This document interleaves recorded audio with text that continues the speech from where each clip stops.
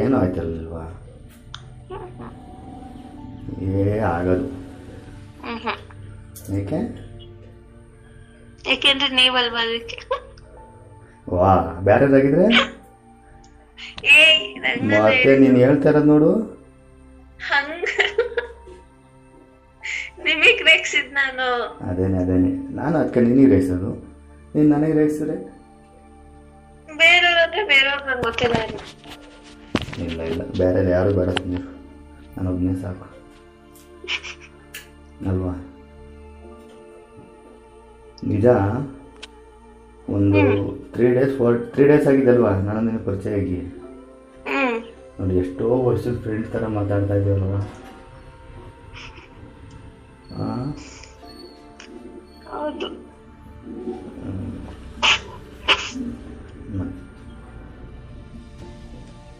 ಮತ್ತೆ ನನ್ಬಾರ್ದು ಅಂತೀನಿ, ಮತ್ತೆ ಅದೇ ಬರೋದು ಬಾಯಿಗೆ. ರಾತ್ರಿ ನೀನು ಇದ್ದಿದ್ರೆ ಮಾತ್ರ ಫುಲ್ ಮಜಾ ಇರೋದು.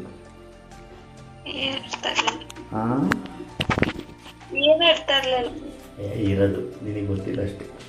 ನೀವಲ್ವಾ ಏನ್ ಇರ್ತಾ.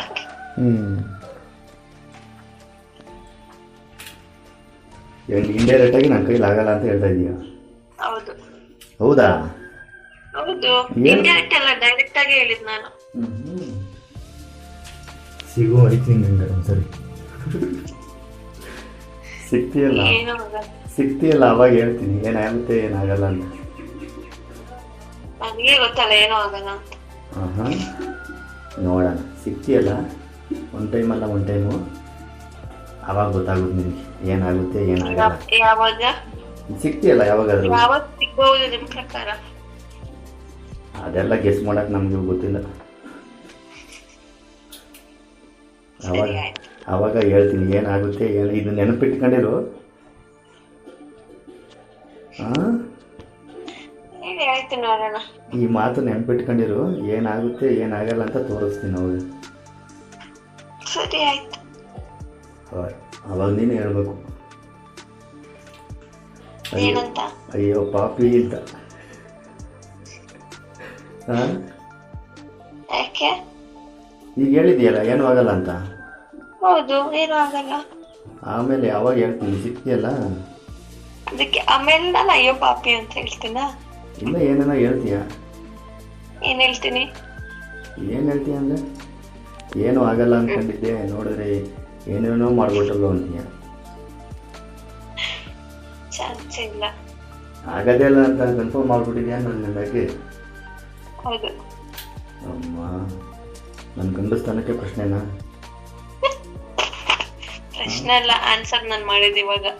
ನಾನು ಡೌಟಲ್ಲಿ ಕೇಳ್ತಾ ಇದ್ದೀನ, ಕನ್ಫರ್ಮ್ ಆಗಿ ಹೇಳ್ತಾ ಇರೋದು.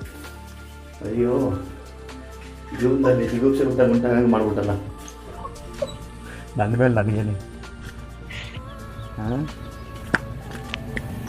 ಅಲ್ಲ, ನನ್ನ ಮೇಲೆ ನನಗೇನೆ ಅನುಮಾನ ಬರೋಂಗೆ ಮಾಡ್ಬಿಟ್ಟೆ.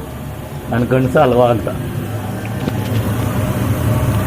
ಪಕ್ಕ ಗಂಡಸಮ್ಮ ಆ ಥರ ಎಲ್ಲ ತಿಳ್ಕೊಬೇಡ. ನೀನೇನ ತಿಳ್ಕೊಂಡು ನನಗೆ ಜಿಗುಪ್ಸೆ ಉಂಟಾಗ ಮಾಡ್ತೀಯ?